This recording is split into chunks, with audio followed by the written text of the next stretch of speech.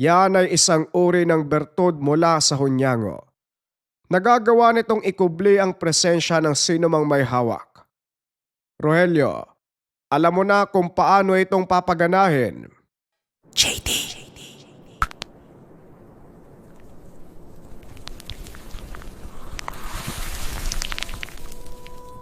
Ang kwentong ito ay hango sa totoong buhay. Mula ito sa isa nating kabayan na itago na lamang natin sa pangalang Ruben. Walang eksaktong taon. Isabela, Basilan.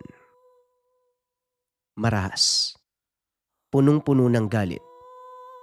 Lumaki sa isang pamayanan na puno ng karahasan itong si Ruben. Simula pagkabata, nahubog ng galit ang pagkatao, puot sa pamahalaang naging dahilan ng kamatayan ng mga magulang. Bago ang malagim na insidente, namuhay ng masaya ang pamilya ni Ruben. Ang mga magulang ay magsasaka, nagtatanim ng gulay at kung ano pang pananim na siya namang ipinagbibili sa palengke.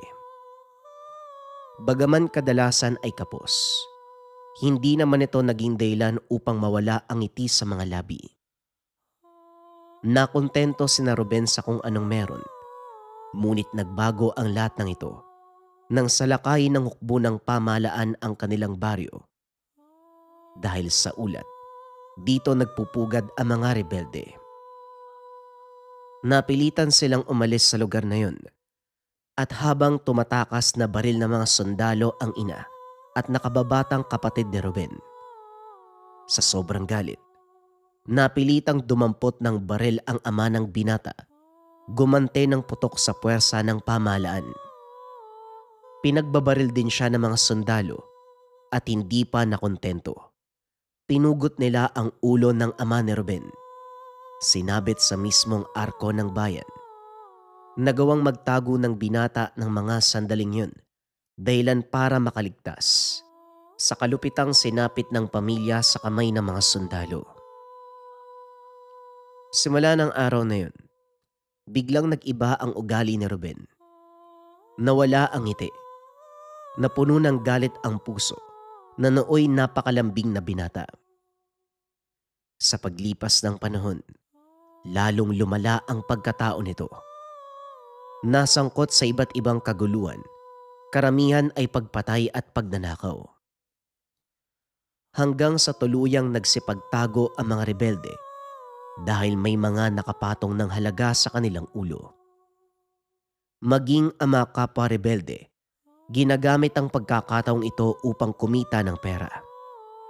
Ipinagkanulo nila ang mataas sa opisyal ng samahan hanggang sa tuluyang nabawasan ang bilang nila.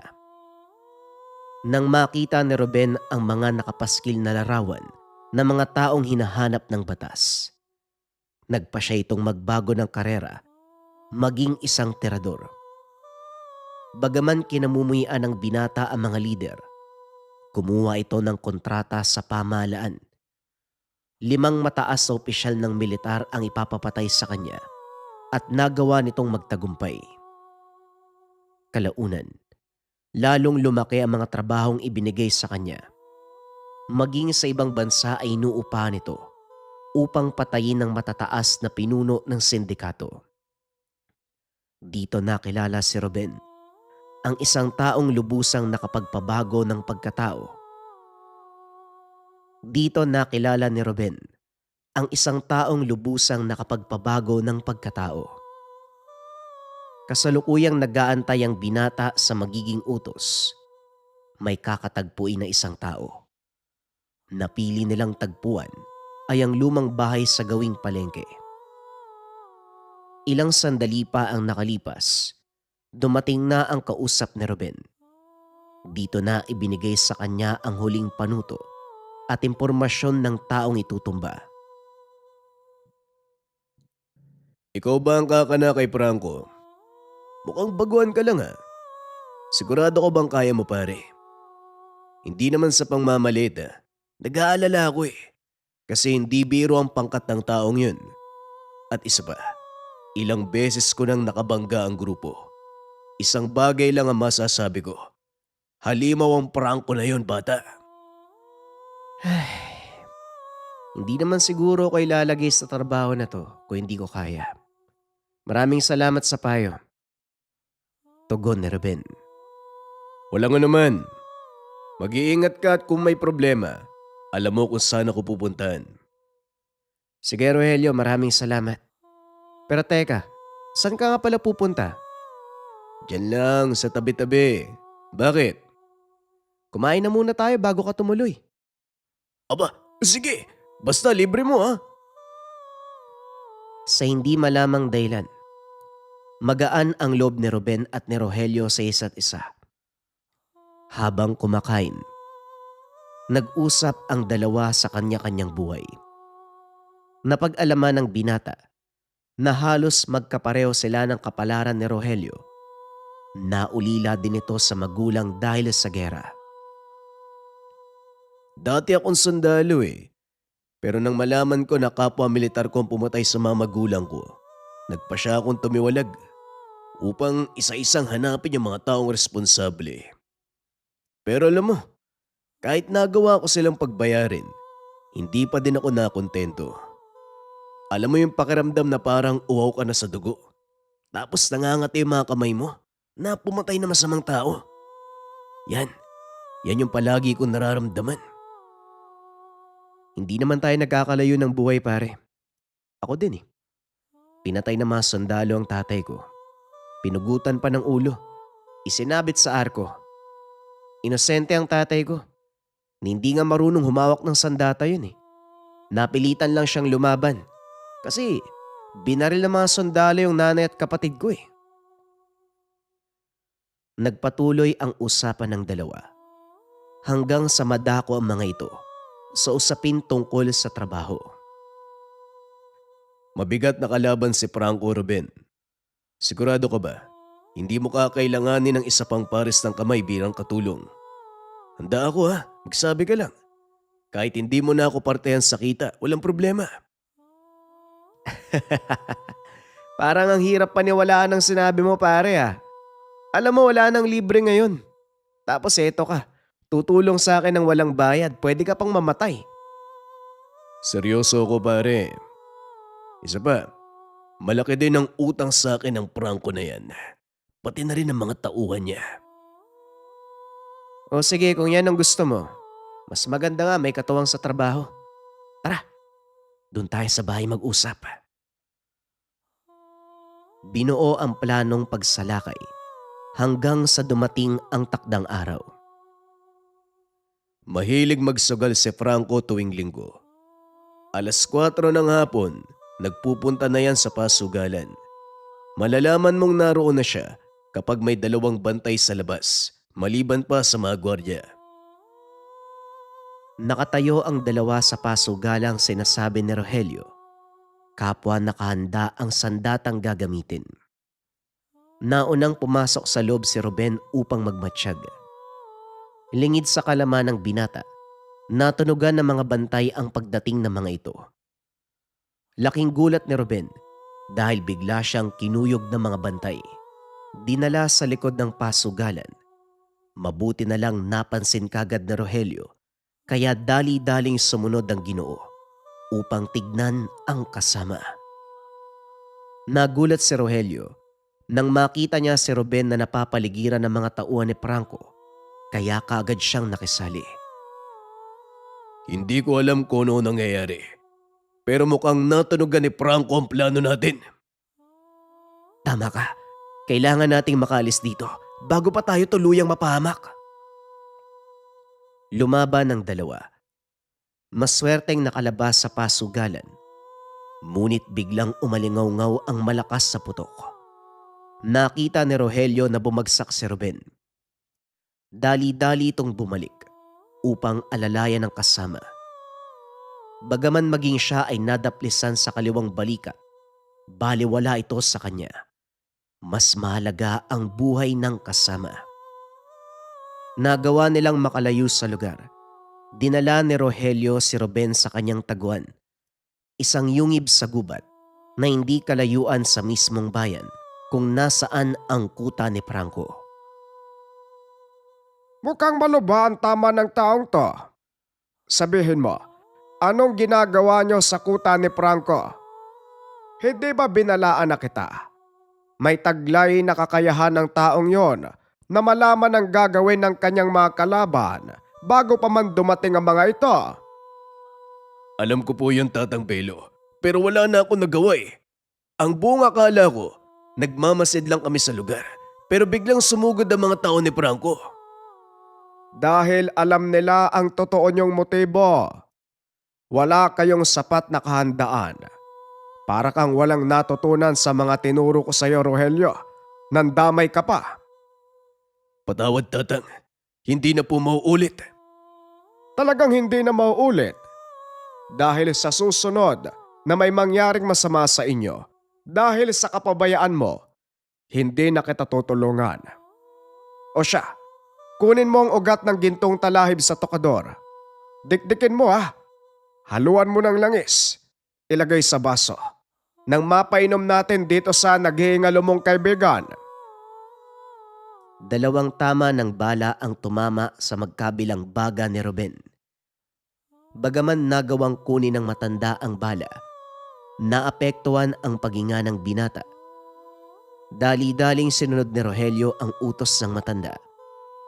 Maya-maya ay bumalik ito. Dala ang pinagawang gamot ni Tatang Belo. Ipahid mo sa sugat niya ang iba. At yung iba naman ipainom mo. Tapos ipangtapal mo sa sugat ang pinagdikdikan ng ugat ng gintong talahib. Nang sa ganon mabilis maghilom ang mga sugat. Nang matapos gawin ni Rogelio ang pinag-uutos nito, naupo ang Ginoo sa tabi ng binata. Hindi ko lubos maisip kung bakit mo tinulungan ng taong to. Gayong kilala kita. Bilang makasarili at walang pusong tao. Grabe ka naman, Tatang. Hindi naman sa walang puso. Makasarili, oo, pero kahit papano, may puso naman ako. Meron kasing kakaiba sa binatang yan eh. Parang nakikita ko sa kanyang sarili ko. Gaya ko, biktima din siya ng digmaan. Nauunawaan ko ang simpatsya mo, Rogelio. Pero paano mong ipapaliwanag sa kanya ang nangyari kung sakaling makaligtas siya sa pinsalang yan? Alam mong nakakamatay ang tama niya, lalo na ang sa kaliwa. Tinamaan ang maliit na ugat ng puso. Mabuti na lang daplis. Siguradong maiintindihan niya ang lahat, Tatang. Ako na ang bahala. O siya, sabi mo eh. Magpapahinga na ako. Bantayan mong maigi ang kaibigan mo at siguraduhin huwag kikilos sa sandaling magising. Halos 3 araw nang walang malay si Ruben. Patuloy itong inaalagaan ni Rogelio. Naghilom ang mga sugat ng binata. Habang nililinis nito ang sugat ni Ruben, biglang kumilos ang mga daliri at unti-unting nagdilat ng mata. Mabuti naman nagising ka na. Salamat sa Diyos. Bagyang natawa si Ruben nang marinig ang katagang salamat sa Diyos mula sa kaibigan. Naninibago naman ako sa'yo. Hindi ko alam na kumikilala ka pala sa Diyos. Kahit papano naman, may pananampalataya ako, pare. At hindi ako nakakalimot sa kanya. Eh ang tanong, meron nga ba nakikinig sa mga dasal mo? Huwag ka magsalita ng ganyan, pare. Alam mong totoo ang sinasabi ko, ha? Dahil kung hindi, malamang patay ka na. Hindi ko nga matandaan kung ano nangyari. Ang huling naaalala ko, tinamaan ako ng mga tauhan ni Franco. Napuruan pa nga ako sa... Teka, nasan yung sugat ko? Huwag mo nang alalahanin yun. Ang importante, magaling ka na. Makakabawi na tayo kay Franco. Hindi na nagsalita pa si Ruben. Ngunit sa isip nito, naroon pa rin ang pagtataka. Malaking katanungan kung ano ang nangyari sa mga sugat. Ilang sandali pa ang nakalipas. Dumating si Tatang Belo. May dalang mga prutas at hila-hilang baboy ramo. Pasensya na. Hindi ko kayang pumatay ng baboy rabo. Rogelio, ikaw na nga magkatay dito nang makakain na tayo. O iho, gising ka na pala. Kumusta ang pakiramdam mo? Laking gulat ni Ruben dahil bigla itong sumulpot. Ruben, siya nga pala si Tatang Belo. Tatang, siya naman po si Ruben, kaibigan ko. Siya ang gumamot sa'yo ha. Kung may tanong ka, mas mabuting si Tatang Belo ang lapitan mo. Sige na, kakatayin ko muna yung baboy mo. Maraming salamat po, Tatang Belo. Pasensya na rin po kayo kung natakot ako ha. Nakakagulat naman kasi kayo eh. Ayos lang. Masaya akong gumaling na ang mga sugat mo. Ibig sabihin, mahusay akong manggagamot. Nga pala, Tatang. Ano po ba yung ginamit nyo para pagalingin yung sugat ko? Nagtatanong ka. Pero ang totoong tanong dito, maniniwala ka ba sa isasagot ko sa'yo? Siguro ho. Wala naman masama kung papakinggan ko kayo eh. Sasabihin ko sa'yo ang sekreto. Eto, tignan mo.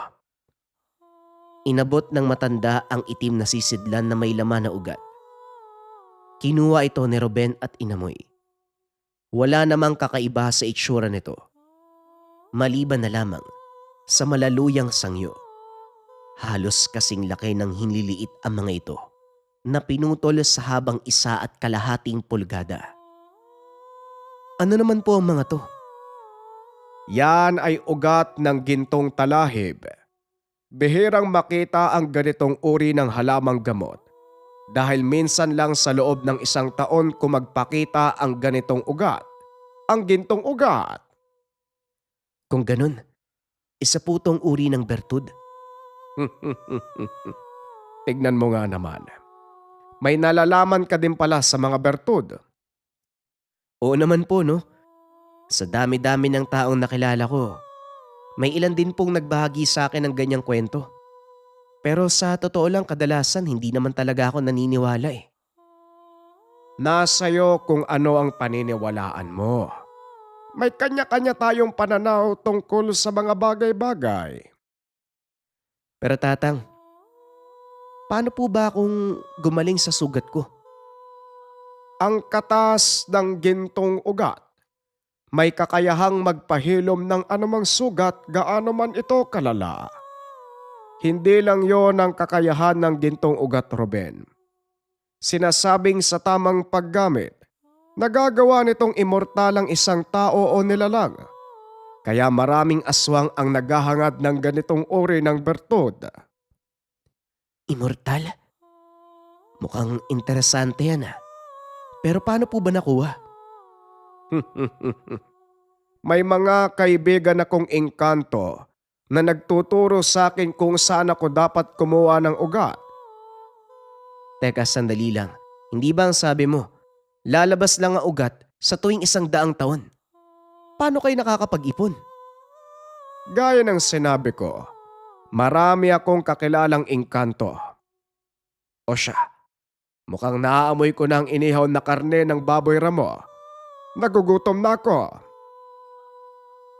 Dali-daling naglakad palabas ang matanda. Agad sumunod si Ruben. Naupo sa harap ng iniihaw na karne ng baboy ramo. Habang kumakain, natanong ni Tatang Belo ang tungkol sa kanilang misyon. Anong susunod yung gagawin, Rogelio?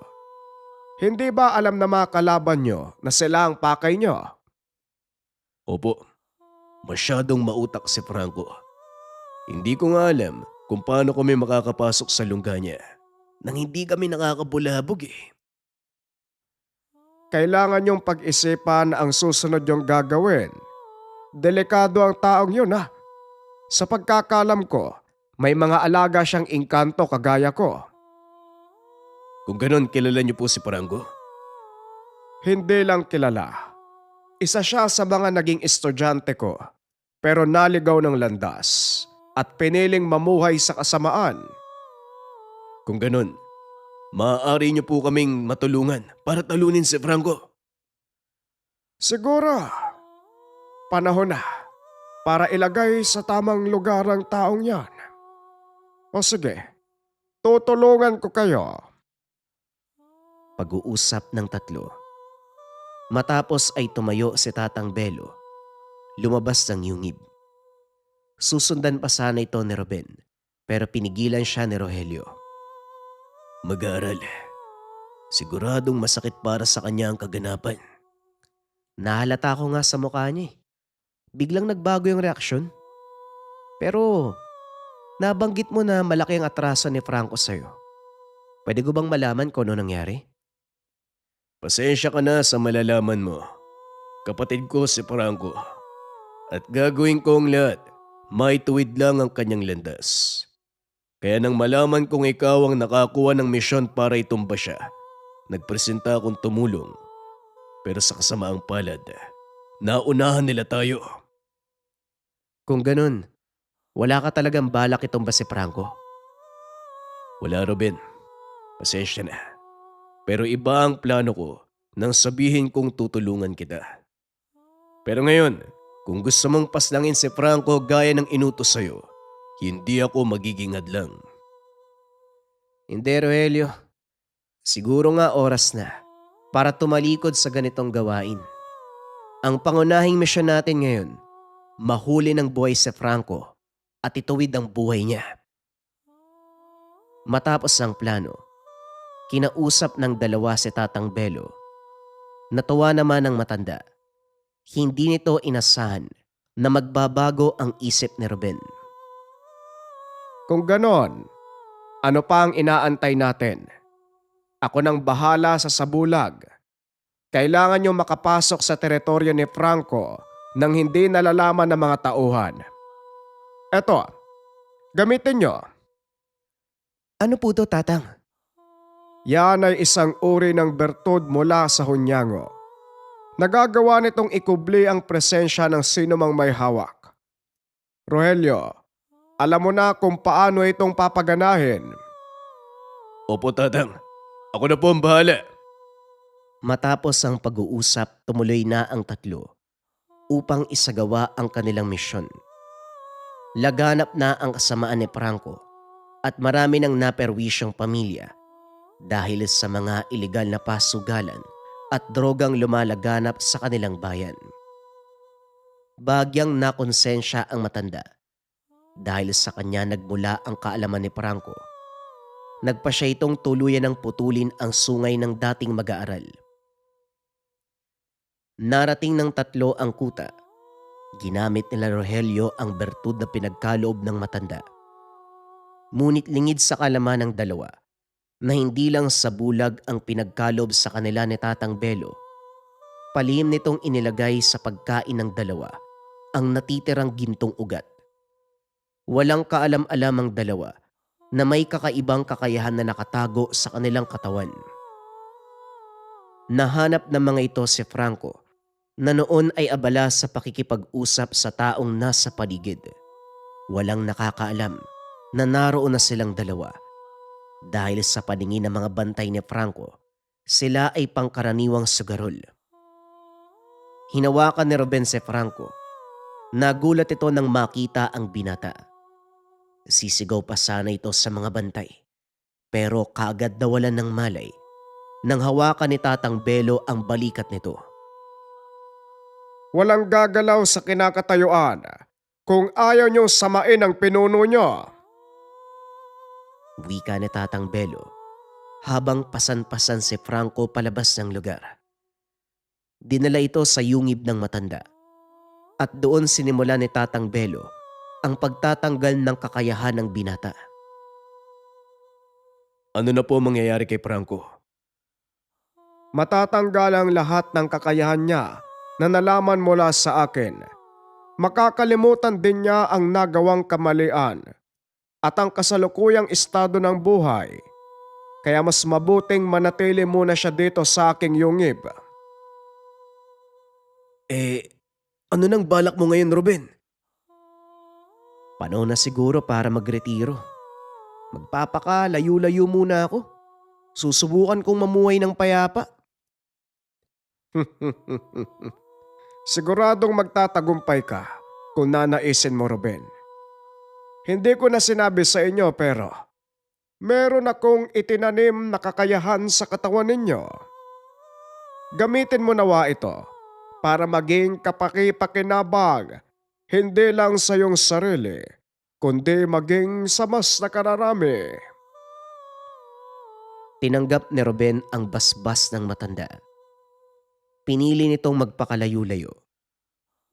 Sa paglipas ng mga taon, hindi na muling bumalik ang binata sa lugar nila Rogelio. Ngunit hindi niya makakalimutan ang mga taong tumulong upang magbago ang kanyang buhay.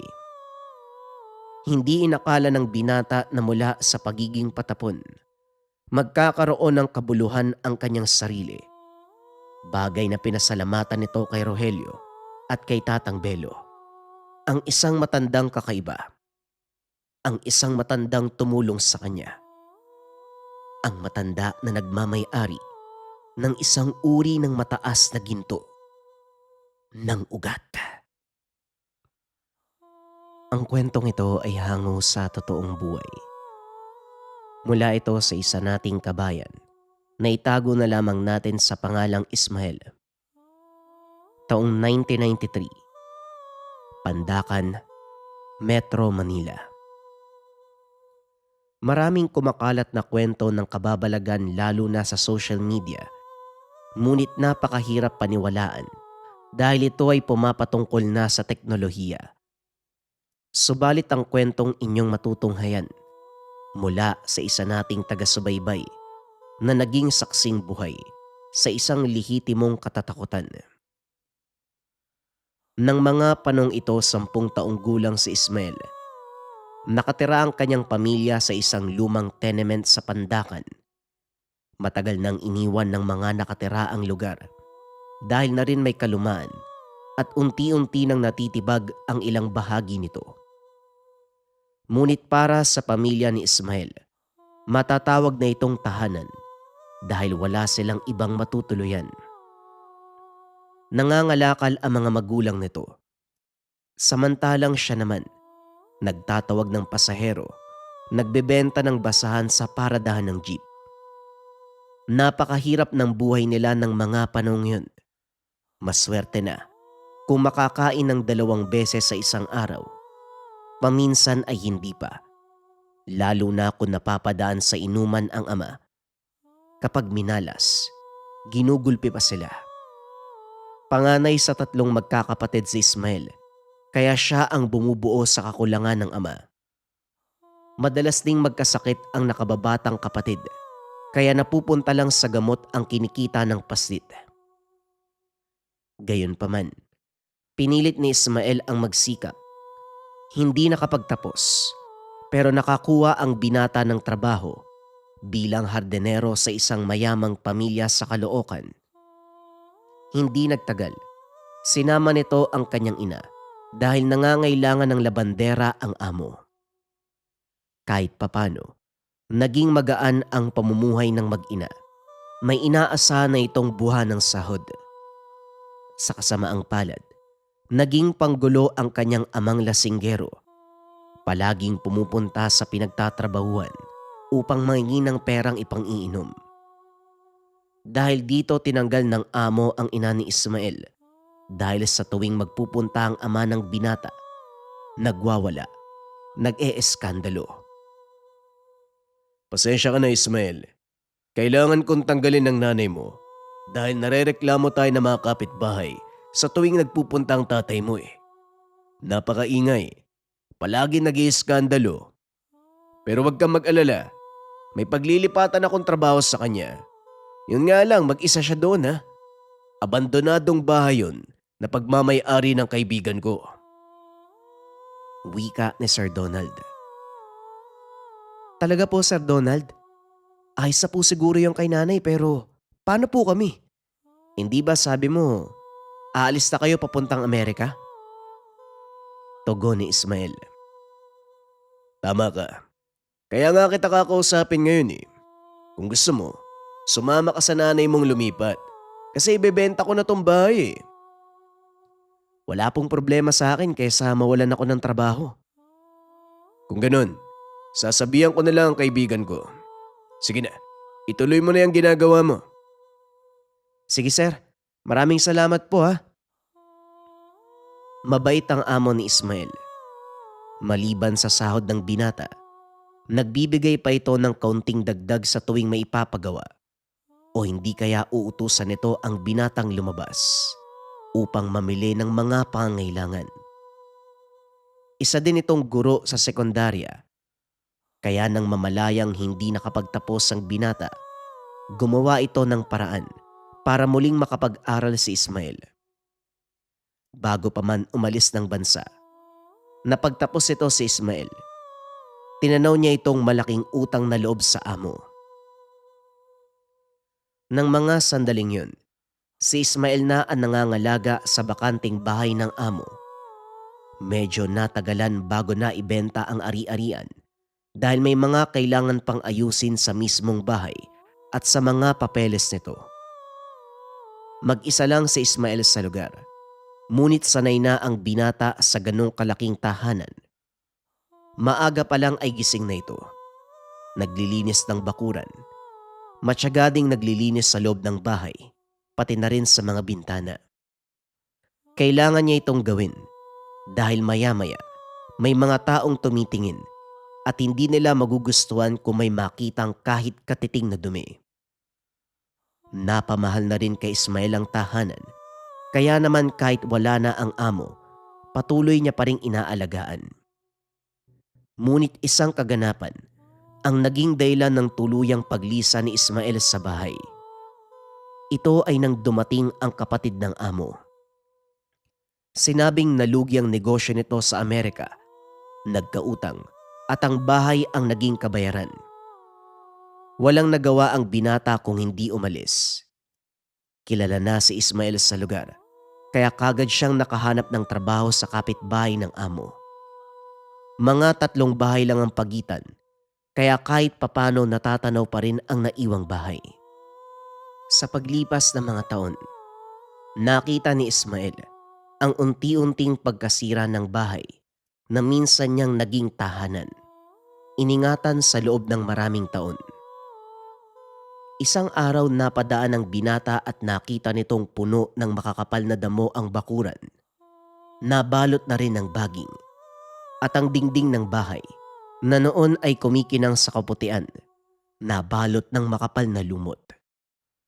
Nakabukas ang gate nito, kaya naisipan ni Ismael na pumasok sa loob upang tignan ang kalagayan ng bahay. Nanlumo ang binata. Hindi na ito ang dating tahanan na inalagaan. Nag-ikot sa loob ang binata. Napansin nito ang kakaibang sulat sa sahig.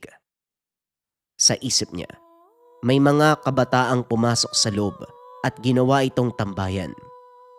Maging sa mga dingding ng bahay, may mga simbolo na noon pa lamang nasilayan ng binata. Ano kaya ang mga to? Sino may gawa? Ay nako, binaboy na nila yung bahay na iningatan ko noon ah. Kung sino ka mang may kagagawan nito, mawalan ka sana ng tahanan para malaman mo kung paanong pahalaga ng isang bahay. Dali-dali nitong binura ang mga simbolo na nasa dingding. Ngunit lingid sa kalaman ng binata na ito ang pinakamalaking pagkakamali. Kinabukasan hindi makakilos si Ismael. Nagtataka ang amo kung bakit hindi pa lumalabas ng silid ang binata. Kaya naman kinatok na ito ng among lalaki. Ismael, gumising ka na, tanghali na. Opo sir. Medyo masakit lang po yung katawan ko. Hindi ako gaanong makatayo eh. Hindi ko nga po alam kung ano nangyari sa akin eh. Mas mabuti siguro magpa-doktor ka kaysa pilitin mo ang sarili sa pagtatrabaho. Sige na, sasamahan kita sa doktor. Sige po sir. Maraming salamat po ah. Tumayo ang binata at sinubukang humakbang. Ngunit wala itong lakas.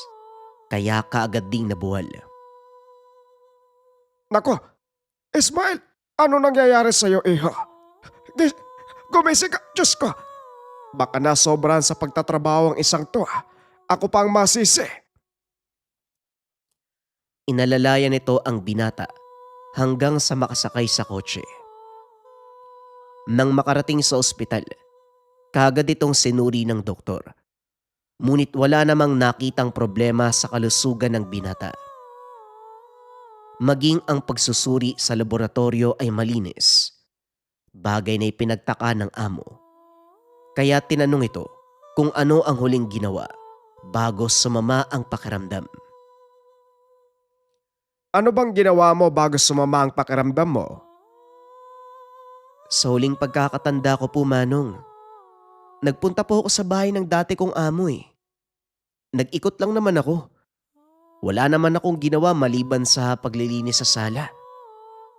Naglinis ka sa sala, sa bahay ng dati mong amo. Para saan pa? Wala namang nakatira doon ah. Nakakapanghinayang lang po kasi. Sa loob ng mahabang panahon, nilinis tapos inalagaan ko pa yung bahay. Kaya nanlumo po ako nung makita kong gano'n na yung kalagayan eh. Hindi naman kita masisisi. Kung ako rin ang nasa kalagayan mo, ganon din ang gagawin ko. Pero sige, daan na natin mamaya ang bahay ng dati mong amo. Baka makakita tayo ng sagot kung bakit sumama ang pakiramdam mo.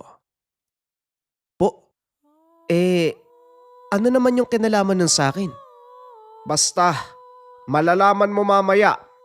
Sa ngayon, pirmahan mo muna to nang makalabas na tayo. Tinakot mo ko ha. Akala ko kung napano ka na eh. Pasensya na po kayo, Manong Felix ha. Ito po, tapos ko nang pirmahan lahat ng pahina. Matapos may isaayos ang mga papeles, agad nang lumabas ang dalawa. 3:00 ng hapon na mga sandaling yun. Medyo makulimlim ang langit at may panakanakang pagkidlat. Kaya nagdadalawang isip si Ismael na dumaan sa bahay ng dating amo dahil baka bumungos ang ulan at wala silang masilungan. Sira na ang bubong. Pero huli na dahil huminto na sa tapat ng bahay ang sasakyan. O nandito na tayo. Tignan natin yung loob ng bahay.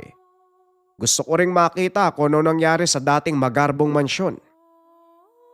Sige po, kayo po ang bahala pero parang babagsak yung ulan no. Baka mabasa lang tayo. Ayos lang yan. Malapit lang naman ang bahay natin eh. Halika na, pumasok na tayo. Nagpatuloy sa pagpasok ang dalawa.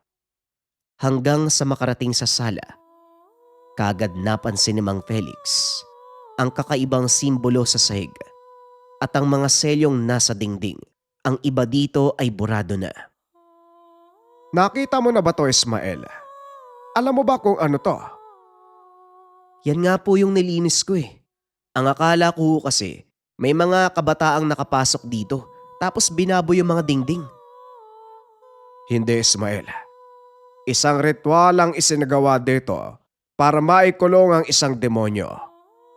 Pero mukhang aksidente mo itong napakawalan nang sirain mo ang ilan sa mga selyo.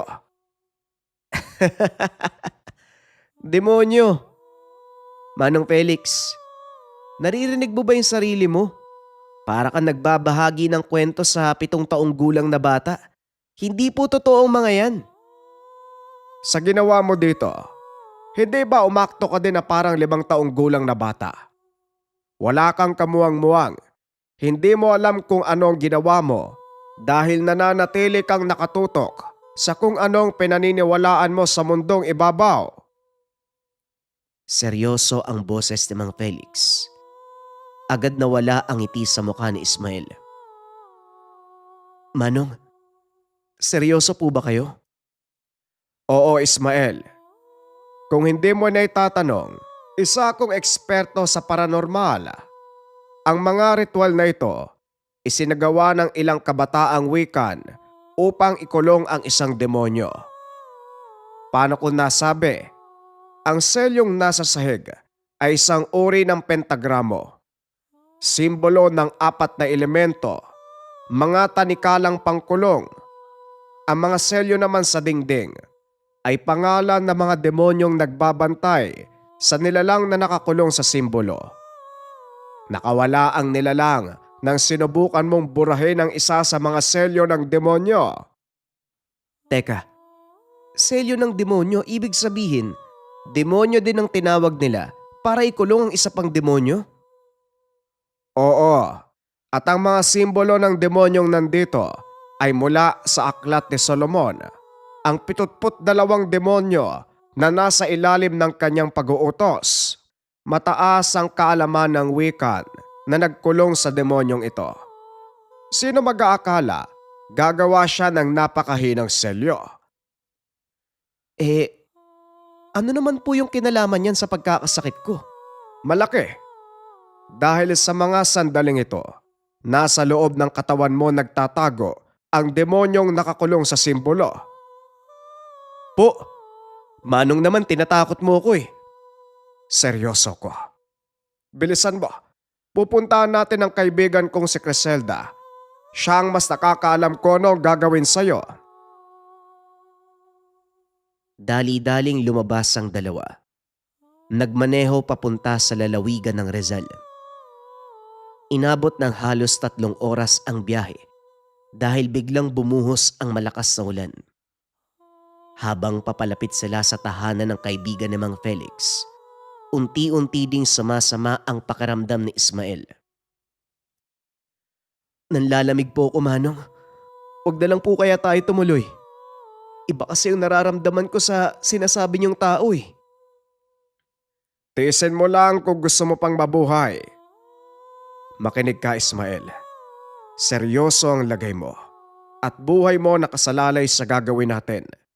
Kaya kailangan ko ang buo mong pananalig. Nandito na tayo sa harap ng bahay ni Criselda. Marahang naglakad sina Mang Felix at Ismael papasok sa loob ng bakuran. Sinalubong sila ng isang babae. Laking gulat ni Ismael dahil halos kasing edad niya lang ito. Manong Felix, buti naman nakarating kayo ng ligtas. Mukhang seryoso ang lagay ng lalaking yan ah. Tara, pasok ko kayo. Wika ng dalaga. Pagdating sa loob ng tahanan, pinaupo ni Mang Felix ang binata sa isang silya na nasa kalagitnaan ng sala. Sa isang kumpas ng dalaga, biglang nagsindihan ang mga kandila sa paligid. Manong Felix, mangkukulam po yata yung babaeng yan eh. Nakakatakot po yung galaw niya eh. Ha ha ha ha ha ha. Hindi mangkukulam si Criselda. Isang mataas na uri ng wikan. Kaya niyang alisin ang nilalang na nasa loob ng katawan mo. Ngayon manahimik ka. Kapag nabuisit sa iyan, hindi ka niyang tutulungan. Sabihin mo sa akin, lalaki, naniniwala ka ba sa mga anghel at demonyo? Ako pa yung tinanong mo. Sa anghel naniniwala ako dahil may isang nakatayo sa harap ko ngayon. Pero sa demonyo, hindi ako sigurado. Nagpalinga-linga si Criselda nang sabihin ni Ismael na may anghel na nakatayo sa harapan. Ngunit napagtanto ng dalaga na siya lang ang tao sa harapan ni Ismael. Wala akong panahon para makipaglokohan sa'yo ha. Sagutin mo ang tanong ko. Naniniwala ka ba sa mga anghel at demonyo? Hindi ko alam kung maniniwala ako eh. Pero siguro totoo nga sila. Bakit mo ba tinatanong? Maniwala ka sa kanila, lalaki. Dahil kausap mo yung anghel. Napapatay sa demonyong nasa loob ng katawan mo. Tugon ni Criselda habang hinahaplos ang mukha ng binata sabay ngiti. O Ismael, umayos ka nga! Isarado mo yung bibig mo. Baka pasukan ng masamang hangin yan. Lalo kang samain. Criselda, anong gagawin natin? Ako nang bahala, Manong. Lumayo ka lang sa kanya. At hanggat maaari, walang makakapasok sa sala. Makikisuyo lang ako na bantayan ang pinto ng bahay. Maliwanag, iha. Lalabas na muna ako. At ikaw Ismael, magpakabait ka. Talaga tong si Manong, hindi naman ako ganong kasamang tao ah. Sige na Criselda, ikaw nang bahala dyan. Opo Manong, ikaw naman lalaki. Anong pangalan mo? Ismael ang pangalan ko, magandang binibini. Ismael, panganay na anak ni Abraham, ama ng mga Arabo, at ang sinasabing simula ng Islam. Magandang pangalan ha. Sige na, tanggalin mo yung damit mo. Ah, salamat. Teka, ano? Mag-uubad ako? Narinig mo yung sinabi ko, di ba? Tanggalin mo yung damit mo pang itaas. Eto na. Sandali lang, masyado ka namang mainit eh. Mahusay. Ngayon dumapa ka sa gitna ng pentagramo. Sinunod ni Ismael ang sinabi ng dalaga. Laking gulat nito nang biglang maupo si Criselda sa kanyang likod. Uy teka, anong ginagawa mo? Bakit mo ko sinasakyan? Idapa mo yung ulo mo at huwag na huwag kang didilat. Kahit anong mangyari ha. Kahit anong marinig mo o maramdaman, huwag na huwag mong iaangat ang ulo mo. Hindi nagsalita si Ismael. Pinakikiramdaman nito ang ginawa ng dalaga sa kanyang likod. May kung anong sinusulat at habang ginagawa niya yon, may inuusal ito ng paulit-ulit. At sa hindi maipaliwanag na dahilan, nagawa itong banggitin ni Ismael. Anong ibig sabihin ng mga kataga na yun, Criselda? Bakit nagawa kong sambitin? Ang ibig sabihin niyan, daan para sa buhay na walang hanggan. Hindi ordinaryong demonyo ang nasa loob ng iyong katawan, kundi isang prinsipe ng impyerno, ang Panginoon ng inggit at pag-iimbot. Ang demonyong nag-udyok kay Judas. Mangyari na lamang mga kabayan, hindi natin babanggitin ang pangalan dahil ito ay nangyari sa totoong buhay. Balik tayo sa kwento. Ngayon, anong maaari nating gawin? Manatili kang nakadapa. Ako nang bahala sa demonyo sa loob ng katawan mo. Titiyakin ko na hindi ka mapapahamak. Nagpatuloy sa ginagawang ritual ang dalaga hanggang sa maramdaman ni Ismael ang pag-init ng kanyang likod. Para itong sinisilaban.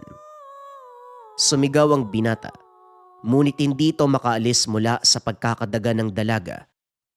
May kung anong inilapag sa sahig.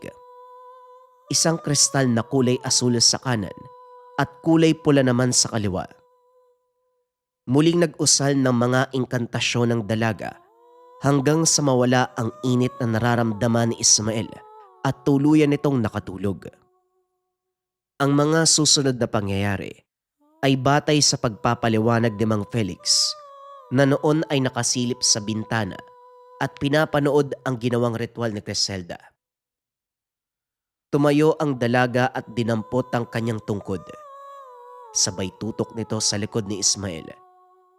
Biglang umangat ang katawan ng binata. Narinig niya itong tumawa ng malakas. Hindi talaga kayo marunong madala. Kahit ilang beses nyo pa akong ikulong, hindi nyo mababago ang kapalaran. Ang kapalaran ng sangkatauhan. Nakatakda ang katapusan ng sanlibutan. Nakatakda ang muling paghahari ng aking ama. Wala akong pakialam sa sinasabi mo. Sa ngalan ng kataas-taasang ordon ng mga angheles at ng trono ng Diyos ng Ama, inuutusan kita. Lisanin mo ang katawan ng taong to at pumanaog ka sa impyerno. Maaring magtagumpay ka ngayon. Pero tandaan mo dalagang wikan. Babalik ako at sa sandaling mangyari yun, sisiguraduhin kong una ka sa listahan ng aking paparusahan. Huwag kang mag-alala dahil aantayin kita. Sisiguraduhin ko rin na ikaw ang mauunang mawawala sa mundong to. Ikinumpas ng dalaga ang kanyang tungkod. Kasabay nito ang malakas sa sigaw mula kay Ismael. Nagpaikot-ikot sa ere ang katawan ng binata. Tuluyan itong bumagsak sa sahig. Nagawa namang maagapan ni Criselda ang ulo nito, kaya walang nangyaring masama. Pawis sa pawis si Criselda ng mga sandaling yun, at nang dumilat si Ismael, ang maamong muka ng dalaga ang sumalubong sa kanya. Teka, sabihin mo nga sa akin, nasa langit na ba ako? Wala pa, pero malapit na. Tumayo ka nga dyan, napakabigat ng ulo mo. Nagawang talunin ng dalaga ang demonyo. Pero alam din ito na patuloy babalik ang mga kagaya nila. Kaya nagrekomenda kay Mang Felix na dumalaw sa kanya isang beses sa isang buwan para mabantayan ang kalagayan ni Ismael. Ito ang naging daan ng isang napakagandang samahan. Nagkatuluyan ang dalawa dahil sa masigasig na panliligaw ng binata. Maging si Mang Felix, hindi inasahan na mapapalambot ni Ismael ang puso ni Criselda na noon ay nakatuon lang sa kanyang gawain. Sa kasalukuyan, namuhay ng payapa bilang mag-asawa si Ismael at Criselda. Ipinagpatuloy nito ang paggamit ng kaalaman para makatulong sa kapwa. Samantalang si Ismael naman, pinag-aral ni Mang Felix. Nakapagtapos sa kursong edukasyon. Nagtuturo ito ngayon sa isang sikat na pamantasan sa Pilipinas. Sadyang walang makakapagsabi ng ating kapalaran at kung ano ang magiging takbo ng ating buhay. Pero para kay Ismael, isang malaking aral ang nangyari nang minsan niyang burahin ang selyo ng demonyo sa loob ng abandonadong bahay. Pero malaki din ang pagpapasalamat niya dahil ito ang naging dahilan upang makilala niya ang mamahalin sa buhay. Si Criselda, ang nagpalayas ng demonyo sa katawan ng binata na nagngangalang Ismael. Ang kwentong ito ay hango sa totoong buhay.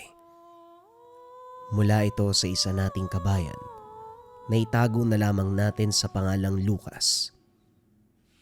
Taong 1995, probinsya ng Guimaras. Tahimik ang umaga sa isang baryo sa probinsya ng Guimaras. Isang maliit na komunidad na napapalibutan ng kabundukan. Malayo ito sa syudad at halos hiwalay sa mga abala ng modernong pamumuhay. Iilan lamang ang merong kuryente ng mga panong ito. Ang ilan ay gumagamit ng gasera, samantalang ang iba ay umaasa sa apoy ng lampara kapag lumalalim na ang gabi. Karaniwang nakasandal ang pamumuhay ng mga tao sa kalikasan. May mga mangingisda na araw-araw pumupunta sa laot upang makapanghuli. May mga nag-aalaga ng kalabaw, manok at baboy. At meron ding naglalako ng gulay at prutas na animoy galing pa mismo sa mga bundok at dalisdis ng lupa. Sa gitna ng lahat ng ito, parang puso ng baryo ang maliit, ngunit masiglang palengke. Dito nagtitipon ang mga taga-roon tuwing umaga. Ang mga tendera ng gulay ay nakaupo sa bangkito. Nakahanay ang kanilang mga bilao ng talong, okra, kamatis at sili. Ang mga nagtitinda ng isda ay maagang dumarating mula sa dagat. Dala ang mga huling tulingan, tilapia, at kung minsan pa ay bangus. Amoy asin, amoy lupa, amoy sariwang gulay ang bumabalot sa paligid habang maririnig ang halo-halong tawanan, tawaran at ingay ng palengke. Ngunit sa dami ng pwesto doon, isa ang palaging pinupuntahan ng karamihan, ang tindahan ng karne ni Mang Crispin. Sa unang tingin, mukha lamang siyang isang ordinaryong nagtitinda, matangkad at payat. Ngunit hindi papauli ang kanyang matipunong katawan na siguradong binanat ng panahon sa mahirap na gawain. Maitim ang kanyang balat na wari sinunog ng araw at sa ilalim ng makapal na bigote. Makikita ang maigpit na pagkakasara ng labi na bihira lamang bumuka maliban kung makikipag-usap sa mamimili. Palagi rin siyang nakasuot ng lumang kamiseta na kupas. Nariyan din ang pantalon na may mantsa ng putik at dugo. Tila ba hindi na natatanggal ang bakas ng kanyang hanap buhay. Subalit ang higit na nakakapagtaka at nagpapaiba kay Mang Crispin ay ang kanyang paninda. Sa lahat ng nagtitinda ng karne, siya lamang ang hindi kailanman nauubusan. Kahit anong araw, kahit may kakulangan ng baboy sa isang bayan, laging sagana ang pwesto. Sariwa, mapula at makintab ang mga hiwa ng karne na wari bagong katay palagi.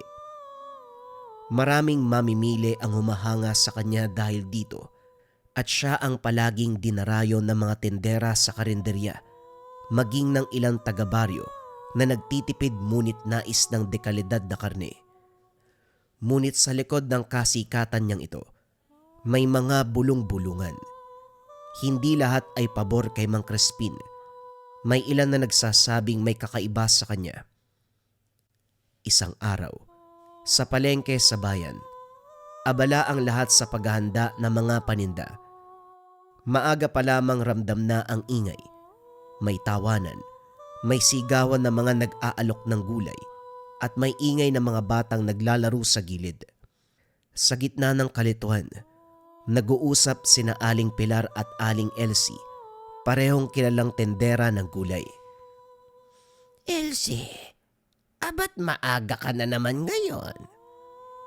Wika ni Aling Pilar. Aba syempre, kapag maaga ang benta, maganda. Pero alam mo, iba ang inaabangan ko ngayon. Tugon ni Aling Elsie. Iba? Ano naman? Nilapit ni Elsie ang kanyang muka. Halos pabulong ang tono. Sino pa ba? Di si Crispin. Bagyang ng laki ang mata ni Aling Pilar. Maraming beses nang narinig ang pangalan ni Mang Crispin sa mga bulong-bulungan, ngunit hindi niya lubos na pinapansin. Ano? Si Crispin na naman? Bakit parang palagi mo siyang napapansin? Umiling si Elsie, sabay sulyap sa direksyon ng pwesto ng karne. Naroon nga si Mang Crispin. Abala sa paglalagay ng mga peraso ng karne sa mesa. Ang mga hiwa ay mapula, makintab, mainit pa sa sariwa. May mahaba ng pila sa harapan niya. Mga nanay na naghahanda ng tanghalian, maging ang iba pang mga tao, nabibili ng kilo-kilo para sa mga inuman at handaan. Napapansin mo ba kahit kailan? Parang hindi nauubusan ng baboy ang tindahan niya. Saan naman kaya siya kumukuha ng paninda? Napakunot ang noo ni Pilar.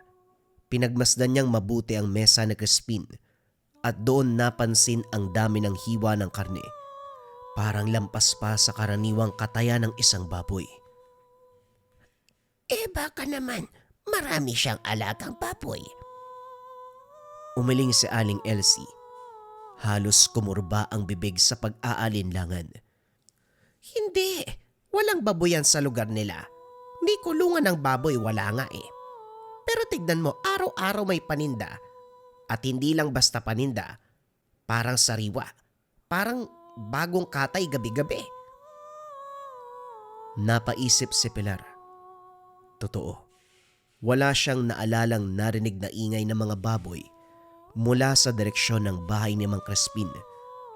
Kung meron man, matagal na sanang kumalat ang balita sa baryo. Baka naman may kaibigan sa kabilang bayan at dinadalan lang siya dito. Tumango si Elsie, ngunit nakataas ang kilay. Hindi kumbensido sa sinasabi nito. Pwede pero may kakaiba. Napapansin mo ba ang mga mamimili niya? Kahit dati hindi bumibili. Ngayon palagi nang pumipila. Sabi nila, masarap ang baboy niya. Parang may kakaibang lasa, hindi daw basta-basta. Huminto silang pareho sa pag-aayos ng paninda. Saglit silang natahimik habang pinagmamasdan si Mang Crispin. Ang bawat galaw nito, ang maingat na paglatag ng karne, ang malamig na tingin sa mga mamimili, at ang mga matipid na ngiti na para bang may dalang bigat na mahirap ipaliwanag. Habang nag-uusap sina Aling Elsie at Aling Pilar, biglang sumulpot si Lucas, isang kargador sa palengke. Maganda ang katawan, batak sa trabaho, at halos palaging pawisan sa bigat ng mga kargang sako. Nakapantay ang bawat galaw, halata sa mga ugat ng braso na sanay sa mabigat na gawain. Kahit tahimik siya madalas, kilala bilang matulungin at madaling lapitan. Bitbit niya noon ang isang sako ng bigas na ipapasa sa tindahan sa kabilang pwesto. Ngumiti siya kahit hingal sa pagod. Magandang umaga po sa inyo. Wika ni Lucas. Aba, ikaw pala, Lucas. Nga pala, nakakarinig ka ba ng tungkol kay Crispin? Sandaling napatigil si Lucas. Napakamot ng ulo. Bakit naman po? Ano pong ibig niyong sabihin? Sumandal si Aling Elsie sa bilao ng gulay. Lumapit ng bahagya na wari ba may ibubulong. Yung karne niya, hindi nauubos. Hindi ka ba nagtataka? Nagkatinginan sina Lucas at Pilar. Si Pilar ay umiiling na parang ayaw nang palakihin ang usapan. Ngunit si Lucas, bagamat nag-aatubili, tila may alam.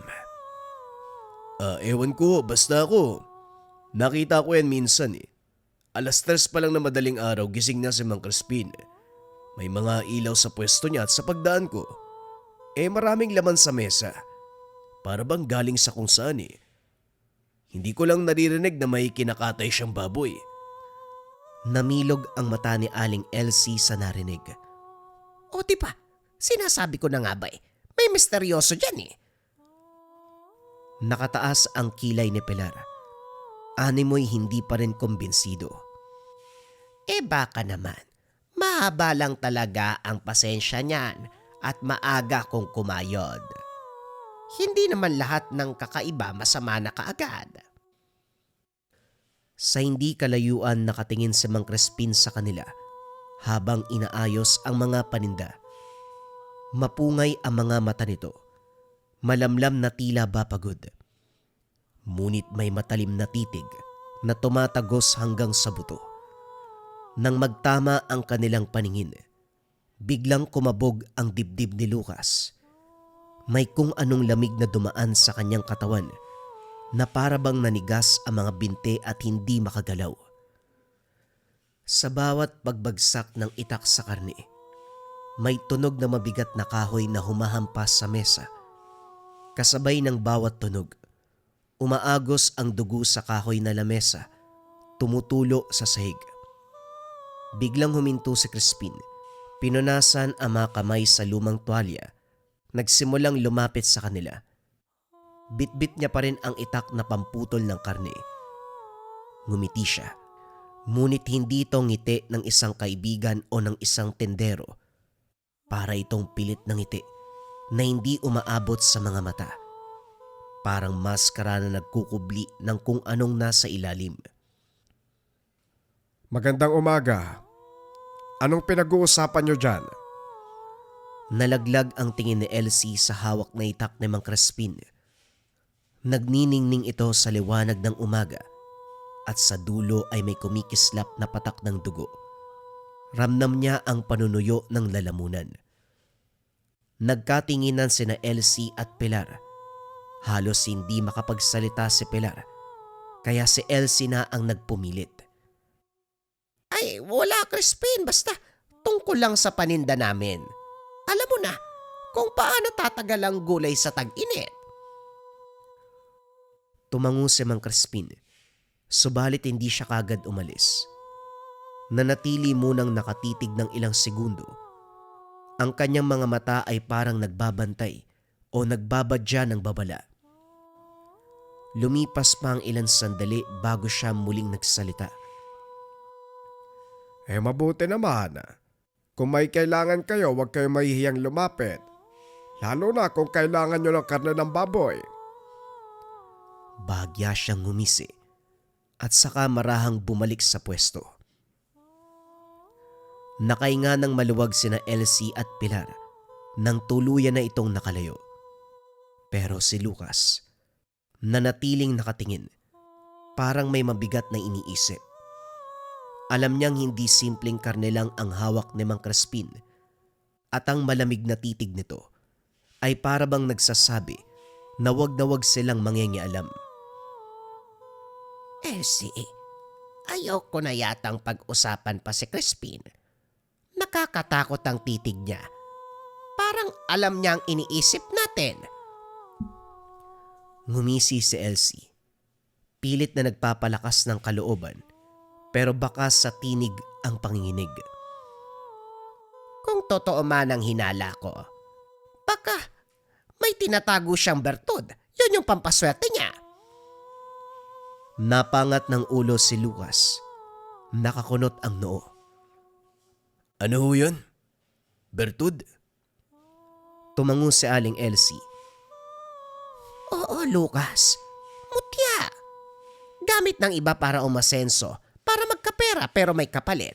Hindi basta libre ang ganon. Sandaling natahimik si Lucas. Ang mga salitang iyon ay parang kumakalabog sa isipan. May naalala siyang mga kwento ng matatanda tungkol sa kakaibang pampaswerte. May mga taong nakahanap ng yaman pero biglang nawala ang pamilya. Ang iba ay may mga negosyong biglang sumikat pero sinundan ng kamatayan. Habang iniisip niya ito, nagsimulang bumigat ang hangin sa paligid. Ang dating ingay ng palengke ay wari lumayo at ang tanging naririnig nila ay ang malakas na lagutok ng buto. Mula sa hindi kalayuan, si Mang Crispin ay nakatayo sa kanyang pwesto. Hawak ang itak. Bawat bagsak ng kamay, may tunog na parabang mga buto ng tao, pinipira-piraso. Napapikit si Pilar. Halos ayaw nang tumingin. Si Manang Elsie ay pilit na hindi nagpapalata. Kaso lang nanginginig na ang mga tuhod. Si Lucas, bagamat sanay sa hirap ng trabaho, nakaramdam ng kakaibang kaba. Parang dumidiretso sa kanilang pandinig ang bawat lagutok. Nawari sinasadya ni Mang Crispin na marinig nila. At sa bawat tunog, mas lalong nararamdaman na may nakatago nga siyang hindi pangkaraniwan. Nang sandaling ito, si Lucas ay hindi na nagduda. Kailangan niyang alamin ang katotohanan. Pagsapit ng hapon, nag-uwian ang karamihan sa palengke. Unti-unting humupa ang ingay ng tawaran. Napalitan na mga yabag ng mga taong nag-uwi ng kanika nilang paninda. Ang mga bilaoy isa-isang isinara at ang mga natitirang tindera nagkakabit ng lampara para sa darating na dilim. Tahimik si Lucas habang binabagtas ang makipot na daanan pauwi. Sa balikat ay nakasampay ang tuwalya at ang pawis sa leeg ay hindi pa rin natutuyo. Ngunit higit sa lahat, mas mabigat kaysa sa katawan ang iniisip. Paulit-ulit na bumabalik ang mga sinasabi ni Aling Elsie tungkol sa kakaibang pampaswerte. Kung totoo man yun, anong klaseng kapalit kaya? Biglang sumiklab ang kaba sa dibdib nang makarinig ng angil ng baboy. Kasabay pa ang mga kuko na parang kumakaskas sa lupa. Huminto siya at kagad na lumingon. Wala namang tao. Wala ring hayop. Tanging mga puno lamang ang nakatayo. At ang mga dahon ay bahagyang gumagalaw sa ihip ng hangin.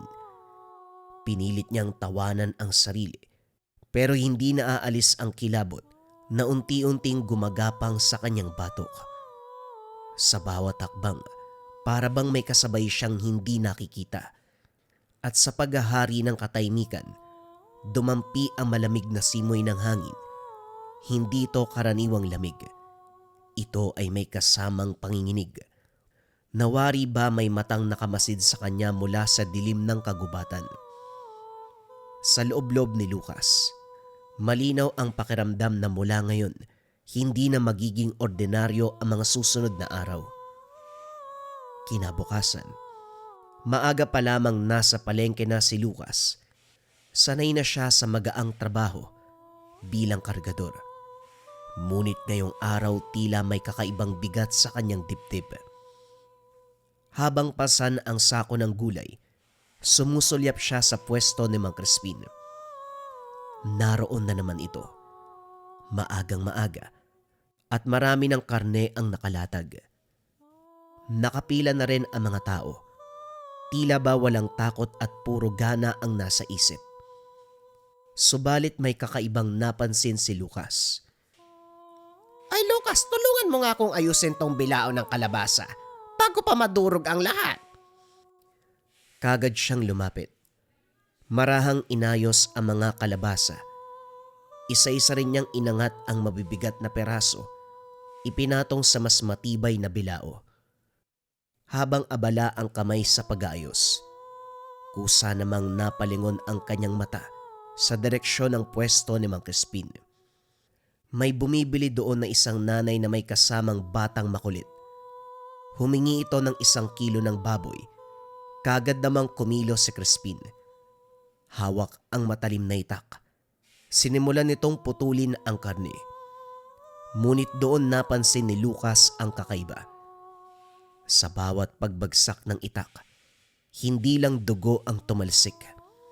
Sa gilid ng hiwang karne, may lumalabas na manipis na itim na likido, malapot at parang usok na nag-aalangan sa hangin bago tuluyang naglaho. Isang iglap lang yun, ngunit malinaw na nakita ni Lucas. Napakunot ang noo niya at halos hindi makahinga. Pinilit niyang tumingin pa. Sinipat ng mas mabuti. Pero sa muling pagbagsak ng itak, ang tumulo ay normal na dugo lamang. Wala nang kakaibang likido. Wala nang usok. Ano yun? Imahinasyon lang ba? Lucas, nakikinig ka ba? Nabigla siya. Muntik pang mabitawan ang kalabasa. Opo, Aling Elsie. Pasensya no. Kung saan-saan ka kasi nakatingin. Pero sa isipan ni Lucas, hindi na siya mapakali. Sa simpleng hiwa ng karne, may nakita siyang kakaiba. Isang bagay na hindi nakikita ng ibang mata. Para sa kanya, lalong lumakas ang pakiramdam na may tinatagong dilim si Mang Crispin. Habang abala sa pagtulong, lumapit si Nardo. Ang batang palaboy na kilala sa palengke. Marami ang damit. Walang tsinelas, ngunit palaging nakangiti. Aling Elsie, pwede po makahingi ng tirang gulay? Ay naku Nardo, ito. Baka magutom ka pa ha. Pero mag-iingat ka. Huwag ka magpapagabi. Tumango ang bata at ngumiti. Pero bago ito tuluyang lumayo, lumingon siya kay Lucas. Kuya, nakita mo yung kagabi? Yung malaking baboy sa tindahan ni Mang Crispin? Buhay pa yata eh. Ano? Anong ibig mong sabihin? Narinig ko umuungol. Hindi parang hayop. Parang tao na umiiyak. Bago pa makapagsalita si Lucas, tumakbo na si Nardo palayo dala ang mga gulay. Nanlamig ang buong katawan ni Lucas. Hindi siya nag-iisa sa nakita kagabi. May isa pang nakapansin, isang mas bata pa. Lumipas ang araw, tahimik ang baryo pagsapit ng gabi. Ngunit si Lucas ay hindi mapakali. Hindi siya makatulog, kaya napagpasya niyang dumaan sa palengke. Sa gitna ng dilim, nakita niyang bukas ang mga pwesto ni Mang Crispin. Nasa loob ito, nakatalikod at may ginagawa. Dahan-dahan siyang lumapit at sa pagkakatago, nasilayan niyang may isang malaking baboy. Naroon ito sa sahig. Nakatalikod ito. Nakatali ang paa. Umuungol ng mahina. Pero ang ungol na yon, hindi pangkaraniwang hayop. Para bang tao. Lumapit pa siya ng kaunti. Pinipigilan ang sariling huminga ng malakas. Nang bigla siyang natigilan. Sa sahig sa gilid ng pwesto ay may maliit na kahong kahoy. Nakasinde ang kandila sa paligid nito. At sa ibabaw ng kahon, may nakalagay na bato. Itim, makintab, kumikislap kahit sa dilim. Sa mismong sandaling yun, biglang napalingon si Mang Crispin. May tao ba dyan? Kagad nagtago si Lucas sa likuran ng isang kariton. Narinig niyang humakbang si Crispin palabas ng pwesto. Dala ang kanyang itak. Ilang segundong katahimikan hanggang sa bumalik ito sa loob. Huminga ng malalim si Lucas at dahan-dahang umalis. Sa kanyang paglalakad pauwi, muli niyang narinig ang mga yapak ng baboy na tila sumusunod sa kanya. Paglingon niya ay wala. Subalit sa isipan, malinaw ang mga nakitang kakaiba. Pagdating sa bahay, hindi kagad nakatulog si Lucas. Binabalikan niya sa isipan ang lahat ng nasaksiyan. Bertud, kung totoo nga yung nagbibigay ng swerte kay Mang Crispin, anong kapalit? Taong nawawala, tapos mayroong baboy. Ano kaya nangyayari? Bago tuluyang makatulog, narinig niya ang sigaw ng ina ni Nardo. Tinatawag ang pangalan ng anak. Kagad siyang napatayo. Ang batang palaboy na nagkwento sa kanya kanina ay nawawala. Kinabukasan, gising na gising ang buong baryo. Imbis na tawanan, tawaran, at kalansing ng barya ang maririnig sa palengke, puro bulungan at sigawan ang dumadagongdong. Si Nardo, ang batang laging nakikitakbo sa kalsada, hindi raw nakauwi kagabi. Mabilis kumalat ang balita. Sa loob ng ilang minuto, bawat sulok ng palengke ay parang nag-iba ang hangin. Ang mga tendera ay tumigil sa pagsigaw ng paninda. Ang mga kargador, nagbaba ng pasan, nagkumpol sa isang tabi. Maging ang mga mangingisdang bagong dating galing sa laot, iniwan ang mga lambat para makiusisa. Naroon si Lucas. Nakikinig at pinagmamasdan ang kaguluhan. Ramdam ang panlalamig ng kanyang balat. Siya ang huling nakausap ni Nardo kagabi bago ito tuluyang tumakbo palayo. Lumapit siya kay Aling Elsie na nag-aayos ng mga paninda. Halatang hindi mapakali. Aling Elsie, si Nardo baka... Kagad siyang pinutol ng matanda. Huwag ka basta magsasalita. Alam kong iniisip mo. Pero hindi pwedeng bastang mag-akusa ng tao, lalo na si Crispin. Pero Aling Elsie, kagabi nakita ko... May parang baboy na. Tumahimik ka. Maraming tenga dito. Hindi lahat ay naniniwala at mas lalong hindi lahat handang magsalita. Samantala sa gilid ng palengke, nagsimulang magbulungan ang ilang tendera. Mga tinig na mahina ngunit mabigat. Paulit-ulit nilang binabanggit ang mga batang nawala na noon pa at kung paanong palagi may dahilan. Kesyo lumayas, sumama sa kamag-anak o basta na lamang naglaho. Subalit sa bawat salaysay, palaging may iisang punto ang pagkakatulad. Tuwing marami at walang katapusan ang mga paninda ni Mang Crispin, may batang biglang nawawala. Maya-maya pa dumating si Mang Crispin sa palengke. Dala ang isang malaking sako ng karne. Kagad nagbukas ng pwesto. Lalong dumagsa ang mga tao. Walang pakialam sa nangyayaring pagkawala ni Nardo. Magandang umaga.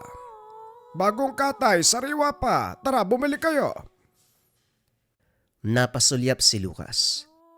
Sa kanyang paningin, ang karne sa mesa ay nanginginig, para bang humihinga.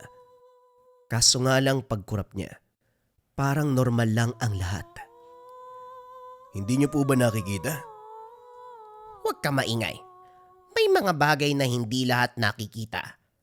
May mga bagay na hindi lahat kayang tanggapin. Pagsapit ng hapon, nagtipon-tipon ang ilang residente para maghanap kay Nardo. May mga nagdala ng sulo, may mga aso, at sabay-sabay silang nagtungo sa kakawian malapit sa baryo. Kasama si Lucas sa grupo. Habang naglalakad, ramdam niya ang bigat ng bawat yapak. Sa isipan, bumabalik ang imahe ng baboy na parang umiiyak. Bukas, bakit tahimik ka? Wala ho, iniisip ko lang. Paano kung hindi na natin siya makita? Huminto sandali ang grupo. Sa hindi kalayuan may narinig silang alulong ng aso. Tumakbo sila papunta roon. Natagpuan ang ilang peraso ng damit ni Nardo, ngunit walang bakas ng katawan. Wala ring dugo, na para bang naglaho na lamang si Nardo. Kinagabihan, bumalik ang grupo sa baryo, ngunit walang dala kung hindi takot. Lalong lumakas ang bulungan. Baka daw kinain ng aswang si Nardo o hindi kaya naman naligaw.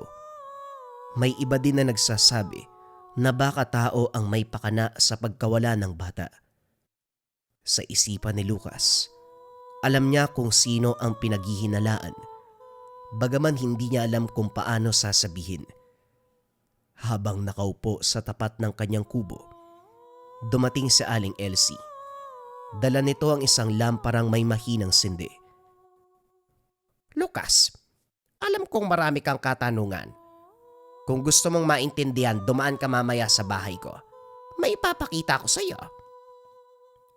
Ano pong ibig sabihin niyo, Aling Elsie? Matagal ko nang alam ang lihim ni Crispin. Pero hindi lahat ng lihim kayang pasanin ng tao. Ikaw ba handa ka? Hindi kaagad nakasagot si Lucas. Pero sa kanyang dibdib, ramdam niya na wala ng atrasan. Paglipas ng ilang oras, nagpunta si Lucas papunta sa bahay ni Aling Elsie. Malayo pa lang, kita niya na ang maliit na kubo ng matanda. May nakasinding ilaw sa loob. Maririnig ang mahinang hampas ng hangin sa pawid.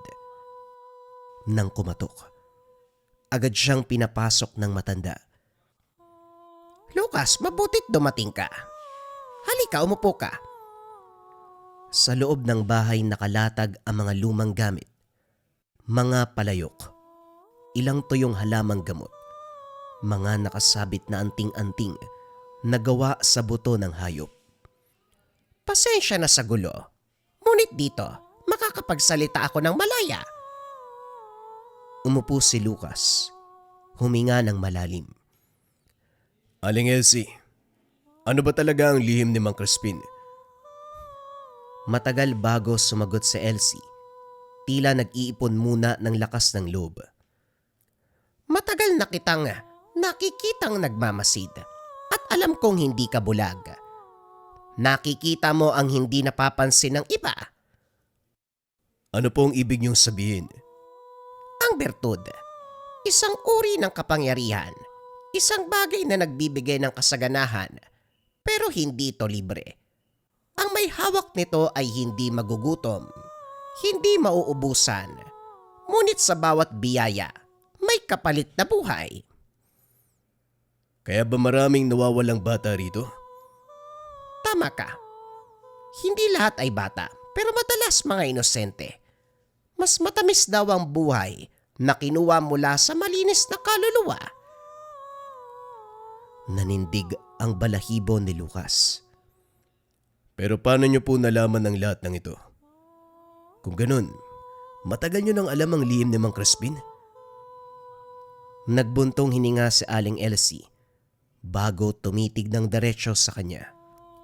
Dahil magkababata kami ni Crispin, noon pa nakikita ko na ang kasakiman sa kanya. Mahirap ang pamilya nila. walang makain, walang pag-asa.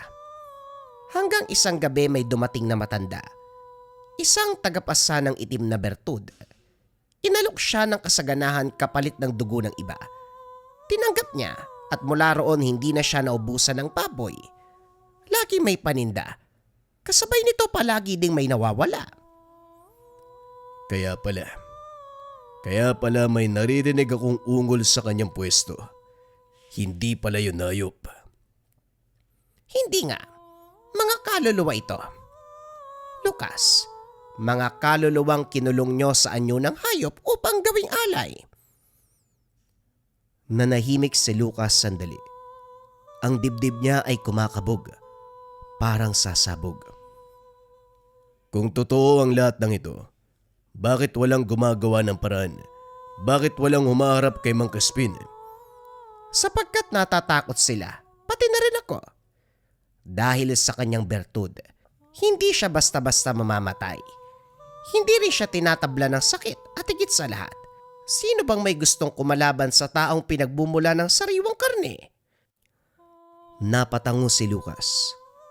Alam niyang tama ang matanda. Ang mga tao'y bulag, hindi dahil walang nakikita, kundi ayaw nilang makita. Pero hindi pa huli ang lahat, Lucas. May paraan pa.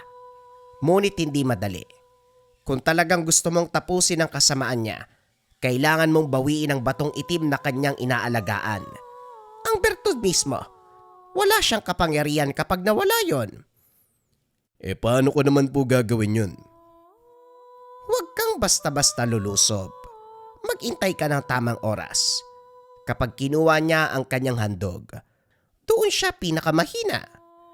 Ngunit tandaan mo, kapag nadiskubre niyang nakikialam ka, ikaw ang susunod na magiging paninda. Habang pauwi, dala ni Lucas ang bigat ng bagong kalaman.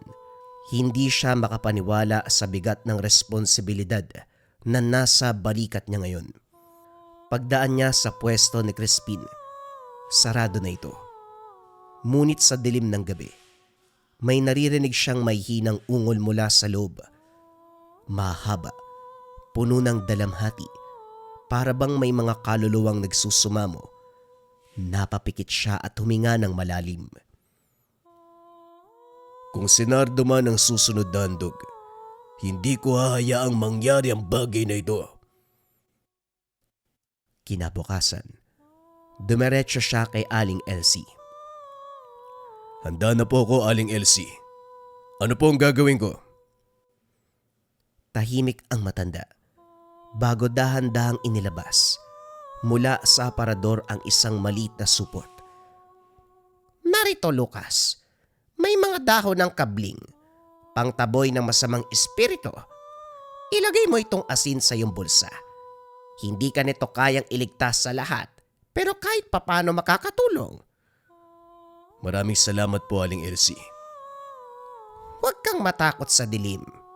Ang dapat mong katakutan, ang taong nagkukubli sa dilim. Pagsapit ng gabi, tahimik ang baryo. Pailan-ilan lamang ang mga lampara sa mga kubo. Sa hindi kalayuan, nakita ni Lucas si Mang Crispin palabas ng kanyang bahay. Dala ang isang sako. Mabigat ito at gumagalaw, na para bang may laman na buhay. Dinala ni Crispin ang sako patungo sa lumang kubo sa gilid ng kakawyan.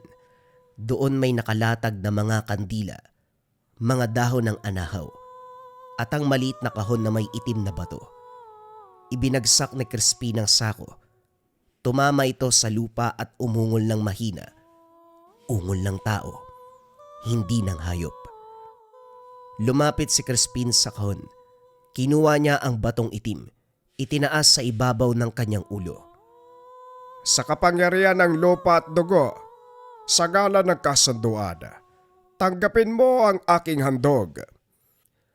Nagliyab ang mga kandila kahit walang hangin. Ang paligid ay bumigat.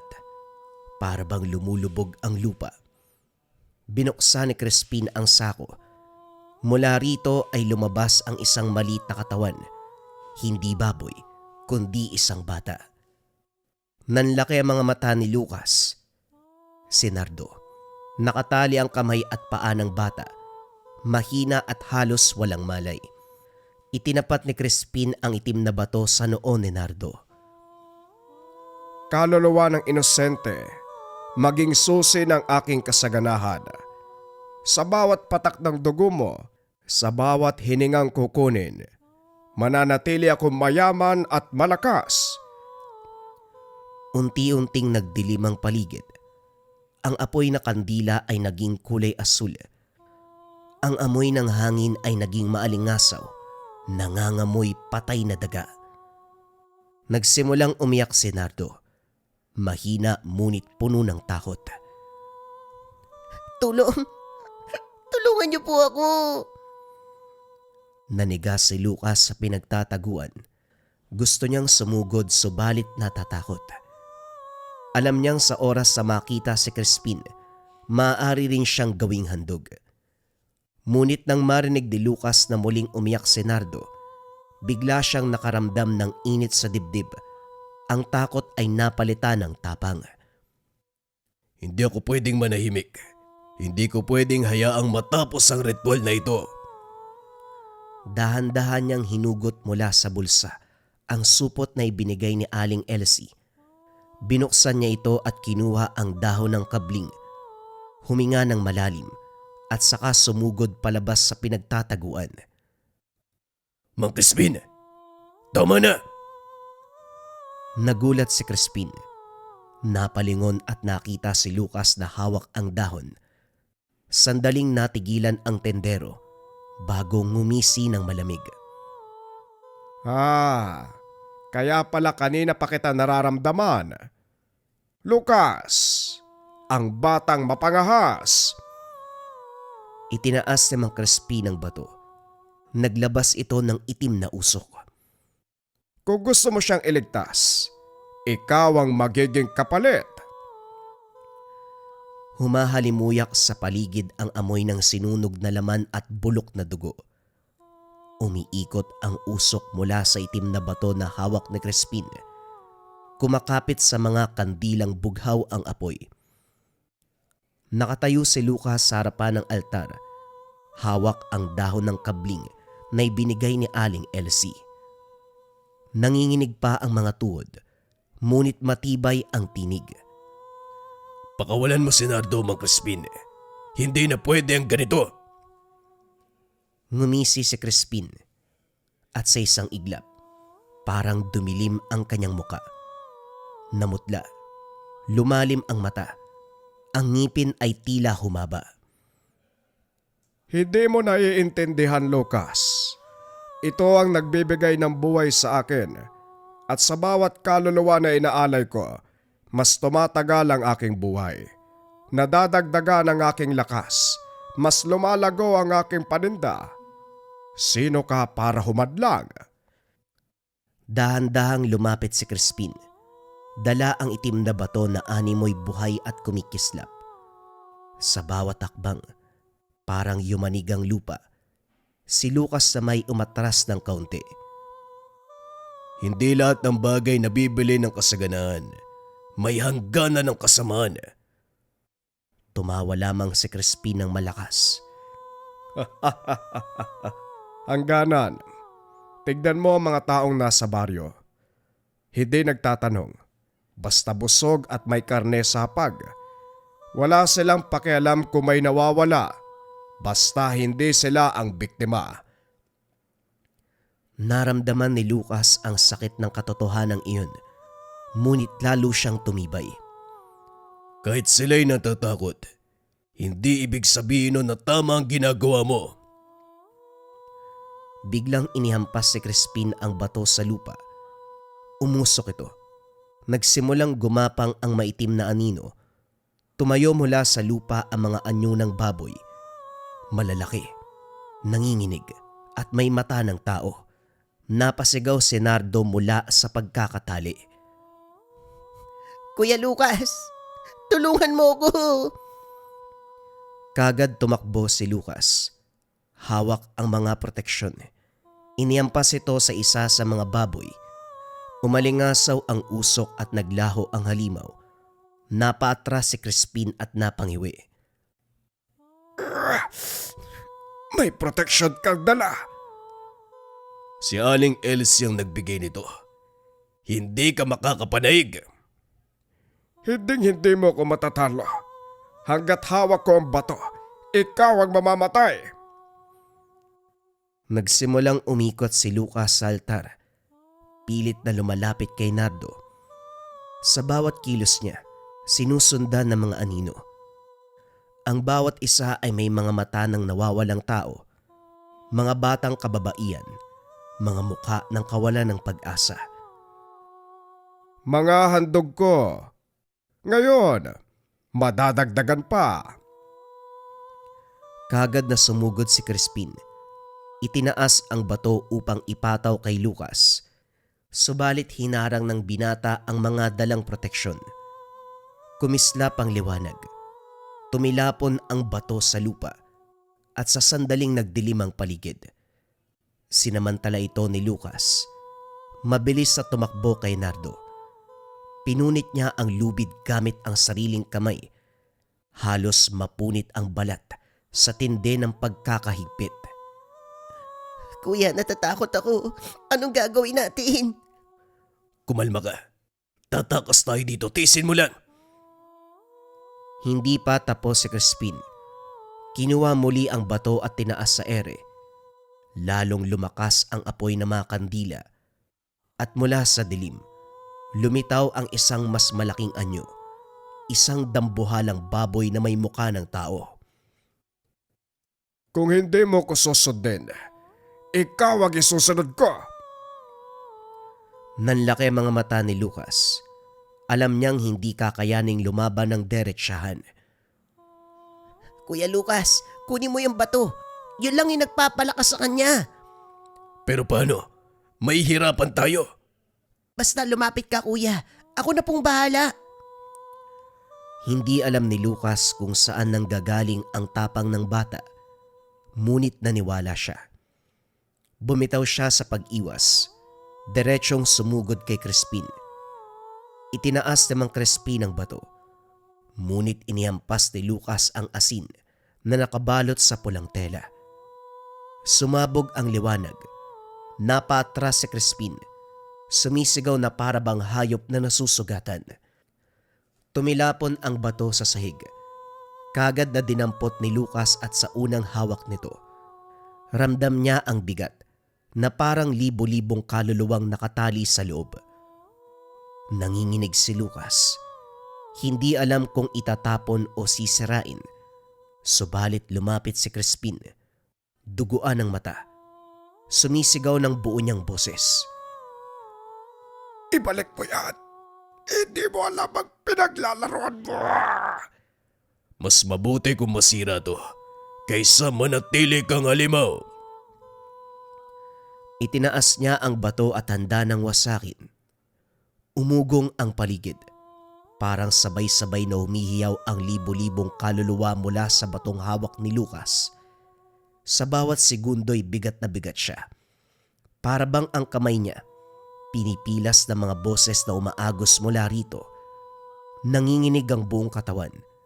Napatingin siya kay Nardo na nakayakap sa poste ng altar at umiiyak.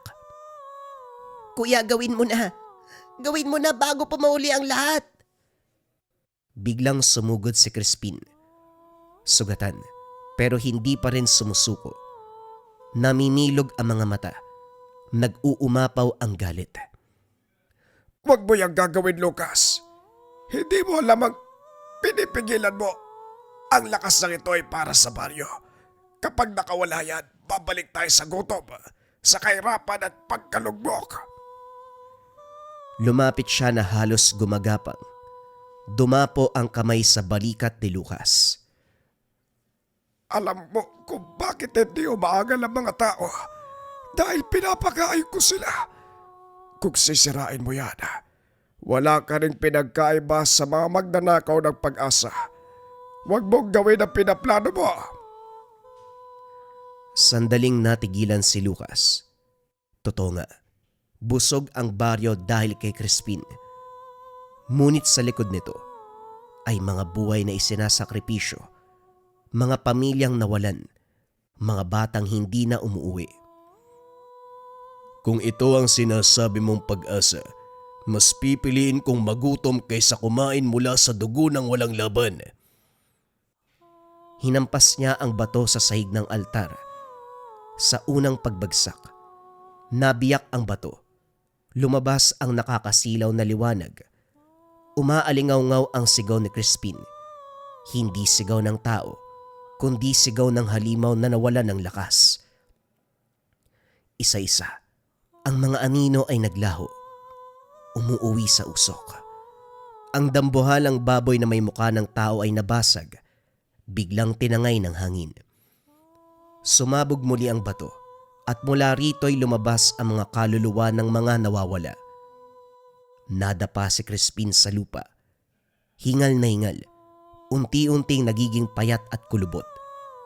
Ang dating tendero ng baboy na malakas ang katawan, ngayon ay parang tuyong dahon na malapit ng maturog.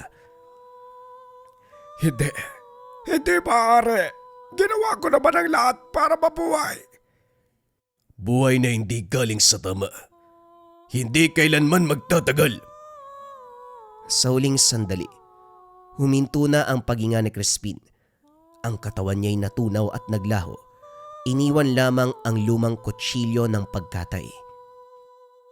Matapos ang sagupan, magkasamang bumalik sina Lucas at Nardo sa baryo nang sumapit ang umaga. Pagod, gutom subalit ligtas. Sa unang pagkakataon, nakita ng mga tao ang pagdating nila. Nagtaka kung bakit magdamag silang nawala. Subalit bago makapagsalita si Lucas, lumapit si Aling Elsie, dala ang maliit na basket ng dahon, asin at iba pang proteksyon. Tinignan niya si Lucas at sa ngiti niya, alam niya na natapos na ang sumpa. Sa mga sumunod na araw nabunyag ang katotohanan tungkol kay Mang Crispin. Ang kanyang babuyan ay natuklasang walang laman, kundi abo at mga bakas ng kakaibang ritual. Sa baryo, nag-umpisa ang mga tao na matutong magtulungan muli, magtanim, nag-alaga ng sariling hayop at hindi na umasa sa isang tao lamang. Mahirap man na simulan, natutungan nilang bumangon.